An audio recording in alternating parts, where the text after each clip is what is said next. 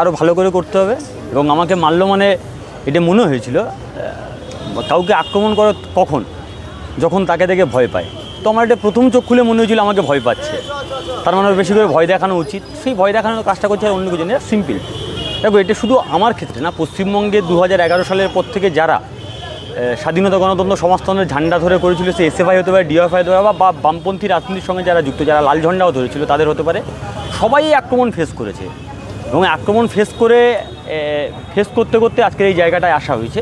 এবং সেটা শুধু ইন্ডিভিজুয়াল প্রতিকূল রহমান না, অসংখ্য কমরেড আছে যাদের কথা হয়তো আমাদের সামনে আসে না, যাদের কথা আসা হয়তো উচিত ছিল, যারা বেশি ইন্সপায়ার করবে আমাদের, তাদের ক্ষেত্রেও সেম কথা।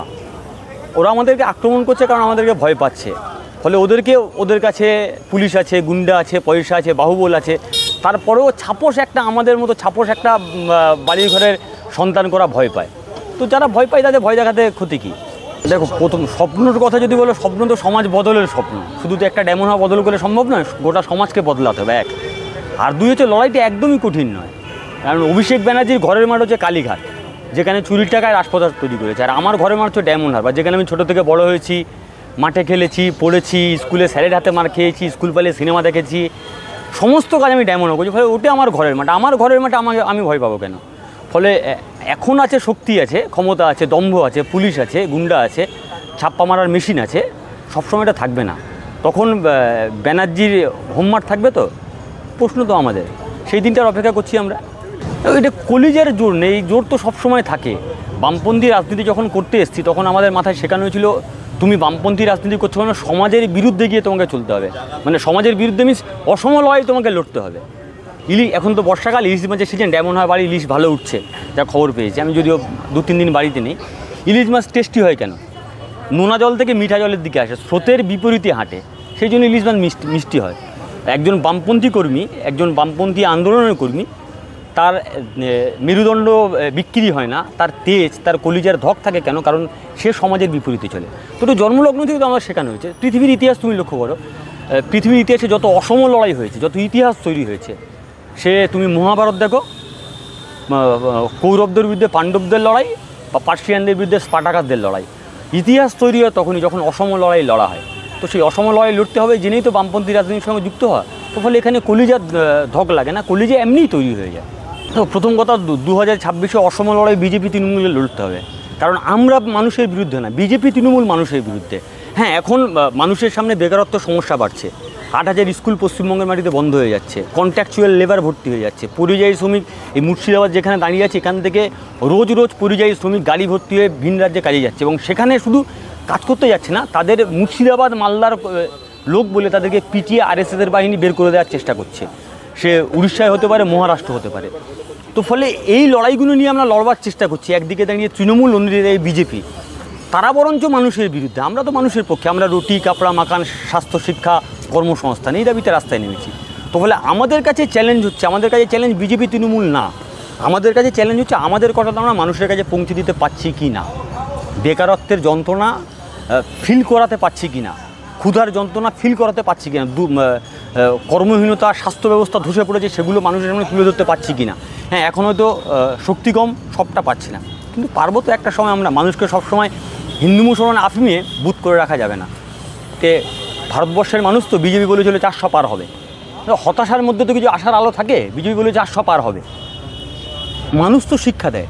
যে অযোধ্যাতে রাম মন্দিরের ন্যারেটিভ তৈরি করে গোটা ভারতবর্ষে বিজেপি জেতার চেষ্টা করেছিল, সেই অযোধ্যাতে বিজেপি মুখ থুবড়ে পড়েছে। 400 পারে স্লোগান দিয়েছিল, দিয়ে এখন বিজেপি একদিকে ওই টিআরএস আর অন্যদিকে কী বলে নীতিশ, দুটোকে কাঁধে করে ভোট দিয়ে কোনো রকমের সরকারে টিকে আছে। তো ফলে ভারতবর্ষের মানুষ, বাংলার মানুষ রাজনীতি সচেতন মানুষ। ভুল বুঝিয়ে কিছু মানুষকে কিছু সময়ের জন্য বসে রাখা যায়, কিন্তু ভুল বুঝিয়ে সব মানুষকে সব সময়ের জন্য তোমার পক্ষে রাখতে পারবে না। মানুষের ভুল যেদিন ভাঙবে সেদিন বিজেপি তৃণমূলের মিথ্যার মানুষ চুপসে পড়বে, সেদিনটার অপেক্ষায় আমরা আছি। এবং পৃথিবী, এটা তো শুধু পশ্চিমবঙ্গের ক্ষেত্রে না, পৃথিবীর ইতিহাসে যুব সমাজ, ছাত্র সমাজ যেখানে রাস্তায় নেমেছে, সেখানে সরকার বলো, শাসক বলো, রাষ্ট্র বলো, পাল্টি খেতে বাধ্য হয়েছে। এটা পৃথিবীর ইতিহাসের নিয়ম। সমস্যা হচ্ছে এই জায়গাটায়, যাতে ছাত্র সমাজ ও যুব সমাজ যাতে এই বিজেপি তৃণমূলের বিরুদ্ধে রাস্তায় নামতে না পারে, সেই জন্য তো ধর্মে ভাগ করে দাও। সৃজন ভট্টাচার্য, প্রতীকুর রহমান, সৃজন ভট্টাচার্য হিন্দু, ভট্টাচার্য, প্রতীকী রহমান মুসলমান, দুজনকে আলাদা করে দাও। ওরা সৃজন আর প্রতীকী যখন জোট বাঁধে, ওদের বলিষ্ঠ কণ্ঠস্বর সে 14 তলা হতে পারে আর 56 হতে পারে, দুজনের গদি টলমল করাতে পারে, সেই জন্য দুজনকে ভাগ করে দাও। মিনিমিনে কণ্ঠস্বর, দুজনের গদি টিকিয়ে রাখতে সুবিধা হবে। তুমি দেখো না, ময়ে মালদা, ময়ে মুর্শিদাবাদ, ময়ে মহেশতলা, ময়ে মমতা, ময়ে মোদি, সব জায়গায় দাঙ্গা করাচ্ছে কেন? সরকার চায় বলে তো দাঙ্গা হচ্ছে। দাঙ্গা করাচ্ছে এই কারণে যাতে বেকারত্বের কথা মানুষ তুলে ধরতে না পারে, যাতে দৈনন্দিন রুজিরুটির কথা মানুষ তুলে ধরতে না পারে। সেজন্য মানুষকে জাতের ভিত্তিতে, ধর্মের ভিত্তিতে ভাগ করে দাও, যাতে ঐক্যবদ্ধ কণ্ঠস্বর না উঠতে পারে। ওদের কাজ হচ্ছে ভাঙা, আমাদের কাছে হচ্ছে জোড়া। ভাঙাটা অনেক সহজ, তুমিও জানো আমিও জানি, বিজ্ঞানের নিয়মে ভাঙাটা 1 সেকেন্ড লাগে, কিন্তু জুড়তে একটু সময় লাগে। তাতে আমরা হতাশ মোটে নই, জুড়বো আমরা। সরি টু সে, এটা একমত হতে পারছি না। এই কারণে আমি যে আদর্শের সঙ্গে বিশ্বাস করি, যে বামপন্থী রাজনীতির সঙ্গে যুক্ত, বিটিআর ছিলেন তার জেনারেল সেক্রেটারি। বিটিআরের বয়স তখন কত ছিল? বিলো 30। যখন গৌতম দেব, সুভাষ চক্রবর্তী, শ্যামল চক্রবর্তী রাজনীতি করতে আসে, তখন তাদের বয়স কত ছিল? যখন কাকাবাবু পার্টি ফরমেশন তৈরি করেন, যখন এমএন রায়রা পার্টি ফরমেশন তৈরি করেন, তখন তাদের বয়স কত ছিল? তো ফলে এটা আমাদের বিরুদ্ধে, বরঞ্চ বামপন্থী আন্দোলনের কর্মী হিসাবে বামপন্থার বিরুদ্ধে এটা বিশুদ্ধার করবার জন্য বলা হয়, তোমাদের তো পাকা মাথা, তোমার তো ইয়ং জেনারেশন সবসময় আমাদের সঙ্গে ছিল। আরে ভাই, তোমাদের সঙ্গে কে আছে? নরেন্দ্র মোদীর বয়স কত? অমিত শাহর বয়স কত? মমতা ব্যানার্জির বয়স কত? একটা কয়লাচোর ভাইপো ছাড়া কে আছে তোমাদের সঙ্গে ইয়ং জেনারেশন? বরঞ্চ বামপন্থী আন্দোলনে ইয়ং জেনারেশনকে প্রায়োরিটি দেওয়া হয়। একটা সময় সেটা একটু ফোকাসে আসেনি, সামনে আসেনি, ছিল সব সময়। ওই যে রবীন্দ্রনাথের ওই কবিতার লাইন আছে না, রাতের সব তারারাই আছে দিনের আলোর গভীরে, শুধু সূর্যটা একটু জলজল করছিল বলে দিনের আলোতে বোঝা যায়নি। আন্দোলন, লড়াই, নেতৃত্ব তৈরি করে। আজকের প্রতিকূল সৃজন, মীনাক্ষী, দীপশিতা, ঐশী, শতরূপদা আছে, কালকের দেবাঞ্জন, প্রণয়, আকাশ, বাচ্চা, সৌভিক, অনির্বাণ, অসংখ্য কমরেড আছে, উঠে আসবে লড়াইয়ের মাটি থেকে। লড়াই আগামী দিনের নেতৃত্ব তুলে আনবে। এটা আমাদেরও বাড়তি ক্রেডিট নেই, কারোর কোনো বাড়তি ক্রেডিট নেই। সময়ের লিডারশিপ তৈরি করে, সেই সময় লিডারশিপ তৈরি করবে, এটা সবসময় হয়ে এসছে। দেখো, এরকম তো আমাদের সংগঠনের নেতা হয়েছে বলে তো তার গুরুত্ব আছে এরকম কোনো বিষয় না। আমরা এটা সংগঠনের মধ্যেও বলি, বাইরেও সবসময় বলি। তুমি নেতা হতে পারো, নেতা হতে গেলে নেতা হওয়ার জন্য তোমার সেই যোগ্যতা লাগে না। বাট ভালো বন্ধু হতে গেলে ধক লাগে, যোগ্যতা লাগে, সময় লাগে। আমরা ভালো বন্ধু হতে চেয়েছিলাম, ভালো বন্ধু হতে পেরেছি, কিছুটা পেরেছি, সবটা করতে পেরেছি এমন নয়। সেখানে দাঁড়িয়ে সৃজনের জায়গায় অন্য যে কেউ হবে, নেতৃত্ব যে কেউ আসতে পারে, এটা নিয়ে পার্টি কোনো খুব উল্লাস করার কোনো বিষয় না। এটি বামপন্থী রাজনীতিতে চলমান একটা প্রসেস, এবং সেই চলমান প্রসেসে নেতৃত্ব আসে, নেতৃত্ব যায়, এটা সব সময়। কিন্তু তলার যে অংশটা আছে, যারা ধরে রাখে, রবীন্দ্রনাথের ভাষায় যারা পিলসুচ, যারা পিলসুচ, সেই পিলসুচটা সবসময় যদি শক্তিশালী হয়, তার উপরে বেশ করে তো কেন্দ্রীয় কমিটি, রাজ্য কমিটি, জেলা কমিটি তার উপরেই বেশ করে টিকে আছে। তো ফলে সেই অংশটা যত স্ট্রং হবে, উপরে লিডারশিপ যে হবে তাতে কিছু যায় আসে না। আর এটা দেখো, বাড়তি উৎসাহিত বা বাড়তি আনন্দিত করবার কোনো বিষয় না। হ্যাঁ, এটা একটা ভালো লাগা থাকে যে আমি সৃজন দুজনে একসঙ্গে খুব কাছের বন্ধু, এবং খুব কাছের বন্ধু না, জীবনে আমি আর সৃজন অভিদ্য হৃদয় বন্ধু বলা যেতে পারে। আমার ধারণা সৃজন তুইও সেটা বিশ্বাস করবি। তো এখানে একটু ভাই যদি অল ইন্ডিয়া, এখনও হয়নি, কনফারেন্স হয়নি, যদি অল ইন্ডিয়া সেক্রেটারি হিসাবে, নেতৃত্ব হিসাবে যদি কানাঘুষোও শোনা যায়, এখন হবে কিনা কনফারেন্স বলবে, এখন তো এরকম বলা যায় না যে হয়েছে বা হবে। যদি হয় ভবিষ্যতে, সেটা বাড়তি ভালো লাগে, এর বেশি কিছু না। ইচ্ছে সেরকম কিছু ছিল না। তবে এটুকু বলতে হয়, প্রতীকী রহমান যদি বামপন্থী রাজনীতি না করতো, মানুষের মতো মানুষ হতো না। একটা প্রত্যন্ত গ্রাম থেকে উঠে আসা ছেলে, যার সেই অর্থে বংশ পরিচয় নেই, রাজনীতিতে কৌলিন্য নেই, সেখান থেকে দাঁড়িয়ে ছাত্র আন্দোলনের সর্বোচ্চ জায়গায় যাকে ভরসা করে নেতৃত্বটা নিয়ে এসছে, এটা বোধহয় বামপন্থী রাজনীতি সম্ভব হয়। যে লোকে বলে না, ছেঁড়া কাদায় শুয়ে লাখ টাকা স্বপ্ন দেখতে নেই, আদায় ব্যাপারে জাহাজের খবর নিয়ে লাভ কি? এটি একমাত্র বামপন্থী রাজনীতি সম্ভব, এসএফআই, ডিওএফআই সম্ভব, যাদের রাজনৈতিক কৌলিন্য না থাকা সত্ত্বেও, যেখান থেকে গ্রাসরুটে। আমি একটা মামার বাড়িতে মানুষ হয়েছে, কট্টর কংগ্রেসি ফ্যামিলির আমার পেরিফেরি, সেই কংগ্রেসি ফ্যামিলি থেকে আস্তে আস্তে বামপন্থার দিকে শিফট করা, এবং সেখান থেকে উঠে রাজ্যের ছাত্র আন্দোলনের সর্বোচ্চ নেতৃত্বের জায়গায় আসা, এই জার্নিটা ফ্রি অ্যান্ড ফেয়ার। এর মধ্যে কোনো বাইরে থেকে প্রভাবিত করার কোনো বিষয় নেই। ফলে আমার মনে হয় এইগুলো আরও বেশি ইয়ং জেনারেশনকে প্রভাবিত করে, যে ভাই, তোমার বংশ পরিচয় না থাকলেও তুমি এখানে তোমার যোগ্যতা অনুযায়ী তুমি তোমার কথা বলতে পারবে। ওই প্রথমে বললাম না, মীনাক্ষীদের সঙ্গে আমার একটা মিল পাই, যেটা গ্রাসরুট থেকে উঠে আসা। এটি শুধু মীনাক্ষীদি বা আমার বা XYZ এরকম বিষয় না, এইটি আমাদের কাছে তো একটা মানে বাড়তি ভালো লাগার জায়গা। এবং শুধু আমাদের কাছে না, আমাদের বাইরে যে অংশটা আছে, দেখো রাজনীতিতে মানুষ কাদেরকে থেকে অভ্যস্ত, টিভির সামনে কারা আসে, যে ঘুষের টাকা নিয়ে থ্যাংক ইউ বলে, যে তোয়ালে মূলে টাকা নেয়, যে সকালবেলা টুথপেস্ট না করে ব্রাশ না করেও ঘুষ খায়, ঘুষ খেয়ে বলে যে 5 লাখে আমার এগুলো মানে কী বলে এগুলো আমি ছুঁচো মারার বা বান্ধবীর খাটের তলা থেকে পয়সা পাওয়া যায়, হ্যাঁ ছুঁচো মেরে হাতগন্ধ আমি করি না, বা বান্ধবীর খাটের তলা থেকে লাখ লাখ টাকার পাহাড়, মানুষ এগুলো থেকে বীতশ্রদ্ধ। মানুষ তো পশ্চিমবঙ্গের ট্র্যাডিশন দেখেছে, সেই ট্র্যাডিশনে পশ্চিমবঙ্গের মানুষ বামপন্থী রাজনীতি বা রাজনীতি কারা করতো। আগে লোকে বলতো যে লোকের জায়গা জমি বিক্রি করে রাজনীতি করতো, এখন বলে যে রাজনীতি করে জায়গা জমি কেনবার জন্য।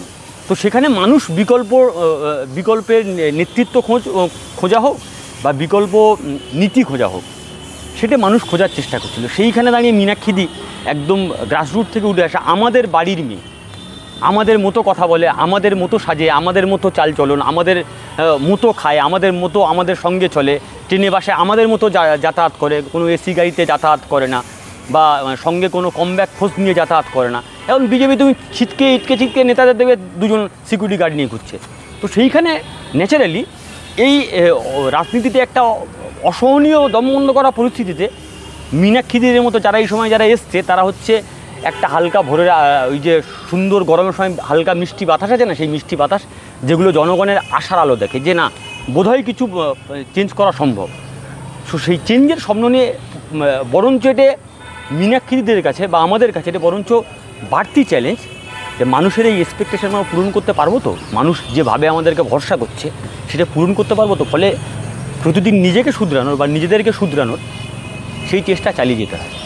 দেখো স্ট্র্যাটেজির কথা তো আমি জনগণের সামনে এখন এই মুহূর্তে বলতে পারবো না, এবং সেটা বলা উচিতও নয়, সবার স্ট্র্যাটেজি আছে। তবে এটুকু বলতে পিকচার আবি বাকি, হ্যাঁ বিনা যুদ্ধে 1 ইঞ্চিও জায়গা আমরা ছাড়বো না। হ্যাঁ ওরা বলবে যে বাবা তৃণমূলের সঙ্গে তুমি কী করে নেবো, এত পয়সা, এত গুন্ডা ছাপ্পা মারে, ভোট দিতে দেয় না, বিজেপির কেন্দ্রীয় বাহিনী আছে, ওই পুলিশ আছে, এত লাখ লাখ কোটি কোটি টাকা আছে, তোমরা লড়াই করবে কিভাবে? এটি বলে আমাদেরকে হতাশ করার চেষ্টা করা হয়। ব্যাপারটা আমরা হতাশ নই। কেন বলো তো? কারণ ছোটোবেলায় যখন সার্কাস দেখেছি বা যখন চিড়িয়াখানাতে যাই, যখন দেখি হাতির পায়ে শিকল বাঁধা আছে, যে হাতি, ভাই হাতি এরকম বড় শরীর, এই সামান্য শিকল দিয়ে হাতিকে বেঁধে রাখা আছে, তো একটা টান দিলে ছিঁড়ে যাবে। মাহুত তখন বলেছিল শোনো, হাতিকে যখন ছোটোবেলায় জঙ্গল থেকে ধরে আনা হয়, ওর পায়ে এই শিকলটাই বাঁধা ছিল। ও প্রথমে 1বার চেষ্টা করেছিল, 2বার চেষ্টা করেছে, 3বার চেষ্টা করেছে, ছিঁড়তে পারেনি। হাতির মাথায় ঢুকে গেছে আমি চেষ্টা করলে শিকল ছিঁড়তে পারবো না। হাতি বোঝেনি, আস্তে আস্তে হাতি যৌবনে পদার্পণ করেছে, আস্তে আস্তে হাতি এখনকার সময় এসছে যে 1 মুহূর্তে 1 সেকেন্ডে যদি ওই শিকলটা টান দেয়, ছিঁড়ে তছনছ হয়ে যাবে। কিন্তু হাতির মাথায় তো ঢুকে আছে, ভাই আমি শিকলটা ছিঁড়তে পারবো না। আসলে বিজেপি তৃণমূল আমাদেরকে হাতি ভাবানোর চেষ্টা করছে, ভাই তোমরা বিজেপি তৃণমূলকে ভাঙতে পারবে না। আমরা হাতির মতো বোকা নই, আমরা 1বার 2বার 3বার 4বার 5বার 6বার প্রতিদিন চেষ্টা করে যাব, এবং আমরা জানি ওই শিকল আমরা ছিঁড়তে পারবো। আজ না হোক কাল, কাল না হোক পরশু, আমি না হলে আমার পরের জেনারেশান, সে না হলে তার পরের জেনারেশান, ছিঁড়বই শিকল। এই প্রত্যয় আমাদের আছে। আর এই প্রত্যয় আছে বলে বলি না কলিজার ধক করতে গেলে, এইখান থেকে এই কলিজার ধক পাই। এটা কলিজার মানে বাইবন যারা বামপন্থী রাজনীতির সঙ্গে যুক্ত হয়, তারা মরবো জেনে এই সংগঠন করতে আসে। তো আমরা যখন স্বাধীনতা গণতন্ত্র সমাজতন্ত্রের ঝান্ডা নিয়ে যাই, SFI DFI যখন রাস্তায় নামে, আমরা জানি মইদুল বিদ্যা হতে পারি, আমরা জানি সুদীপ্ত গুপ্ত হতে পারি, আমরা জানি সৈফুদ্দিন মোল্লা হতে পারি, আমরা জানি স্বপন কোলে হতে পারি, আমরা জানি তিলক টুডু হতে পারি। তারপরেও দাঁড়িয়ে এই ধক নিয়ে আমরা মরতে পারি জেনেও রাজনীতি করতে আসছি। তৃণমূল পারবে তো? বিজেপি পারবে তো? তো ফলে এই কলিজার ধক যখন সংগঠন করতে আসি, তখন আমাদেরকে শেখানো হয় এতে যে 2টো টনিকের বড়ি খাইয়ে বা 10 লাখ টাকা দিয়ে এই ধক আনা যায় না। এই ধক প্রতিদিন মাঠে ময়দানে লড়লে এই ধক আসে। তো সেই ধক আমাদের নেতারা আমাদের তৈরি করেছে। তো ফলে এই শিকল একদিন ছিঁড়বে, এবং সেই দিনটার খুব বেশি অপেক্ষা করতে হবে বলে আমার মনে হয় না। কারণ যেভাবে বাংলার ছাত্র যুব প্রচুর অংশের মানুষ অভয়ের সময় দেখলে না, লাখ লাখ মানুষ রাস্তায় নামলো, অভূতপূর্ব। পশ্চিমবঙ্গের ইতিহাসের আগে কোনোদিন দেখেছে মানুষ রাস্তায় নামছে? তার মানে মানুষ সরকারের বিরুদ্ধে আছে। এক জায়গায় নিয়ে আসতে হবে, সেই এক জায়গায় যাতে নিয়ে আসতে না পারি, সেই জন্য তো হিন্দু মুসলমান ভাগ করে দাও, সেই জন্য তো মহেশতলা, সেই জন্য মেটিয়াবুরুজ, সেই জন্য তো মালদা, মোথাবাড়ি, মুর্শিদাবাদ ভাগ করে দাও মানুষকে। তো ভাগের রাজনীতি বেশি দিন চলবে না। বাংলার মানুষের ট্র্যাডিশনালি জোড়ার রাজনীতি করে। বাংলার মানুষের হৃদয় অনেক বড়। ক্ষণিকের জন্য হয়তো বাংলার মানুষের সামনে এসব করছে। বাংলার মানুষ যেদিন বুঝবে সেদিন ম্যাডামেরও কষ্ট আছে, ম্যাডামের দাদারও কষ্ট আছে।